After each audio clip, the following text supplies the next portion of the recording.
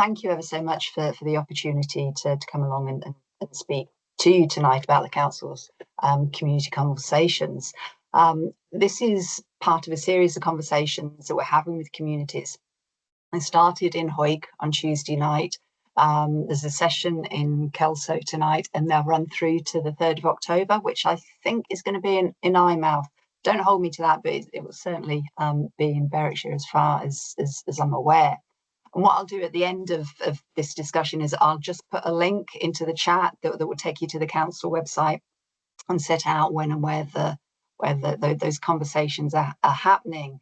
And in them, if you would like to go to an in-person event, there's the opportunity to speak to the council leader, the chief exec, your local elected members, other directors, and also partners from other organisations as well are taking part in these discussions. We're also going into the schools. We're speaking to children and young people there, sort of very much on their own terms. So we know SBC doesn't always get it right, but we do know that communities in the borders know what's needed in those areas. The funding to local authorities has been getting tighter sort of year on year, and sort of no surprises with the current sort of economic climate and what we've just gone through the last few years. But there are going to be some tough budget decisions coming up, and really can't stress enough how challenging the financial position is for SBC.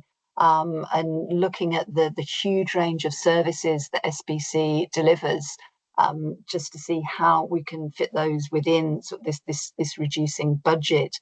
And when I talk about the range of services, it is huge. You know, it's not somebody said on Tuesday, it's not just bins, bogs and buses. It is an awful lot more than that. So we will need to make savings, and these conversations are very much about SBC listening to communities and what your priorities are for your area, and they will help inform the budget discussion when planning sort of the budget for next year. So we're structuring this around the council plan, which has 6 themes, and I'm going to quickly run through them before asking you what priorities under these themes should be for your area. So first of all, we have Clean Green Future, and this theme focuses on actions by the council to reach net zero. It's about enhancing biodiversity and adapting the effects of climate change and extreme weather. It includes actions such as we've got there on the screen. It's also, one of the things we're doing is progressing in cab technology, in sort of cab in terms of sort of a cab in a vehicle. It's a way for waste services and trade waste database to help make better informed decisions that will support more efficient and effective service delivery.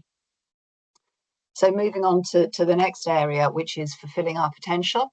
This theme focuses on providing high quality education and improving equity, well-being and outcomes for children, young people and their families. It includes, or just in addition to what we've got on the screen, developing a multi-agency children and young people's participation engagement strategy, and ensuring that the voices of young people and children are heard across the borders. In particular, those with protected characteristics, making sure that they're at the heart of SBC's decision-making processes. And also implementing the respectful relationships and anti-bullying policy. So that's across all schools and all settings. So then we come to strong, inclusive economy, transport and infrastructure. And this theme focuses on delivering economic growth for the region. It's about doing it in a sustainable and inclusive manner, supported by an effective transport network. So it includes promoting inward investment within the borders and focusing on the development of business space and housing. And so I know I'm just whipping through these, but I'd like to have some time for some good chat. So then we're moving on to empower vibrant communities. The theme, as it says on the tin, is about empowering local communities and improving community resilience, and includes reviewing the SBC's anti-poverty strategy, and something incredibly close to your hearts and incredibly important for the work that's going on in the council, is about supporting communities to develop local place plans.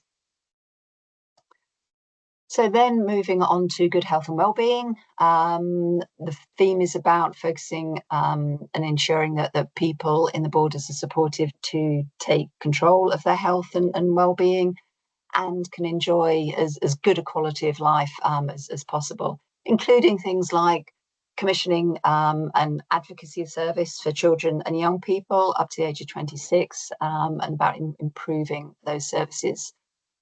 Also, we're working with partners to deliver the Creating Hope in the Scottish Borders, which is a local 3-year action plan for mental health improvement and suicide prevention.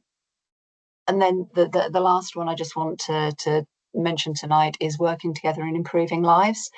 And the theme is focused on improving the way in which services are delivered within the council. It includes things like developing a strategy and policy related to the use of AI, and developing a better information sharing way of sharing sort of our business and information within the NHS. Sorry, I should say. I appreciate that, you know, we could spend the next 15 minutes on each of those topics individually. So I'm going to pop a link into the chat that will take you to a Menti page that will enable you just to sort of work through each of those themes and pop anything in that we don't have time to talk about, or that you don't think you want to bring up as part of this conversation.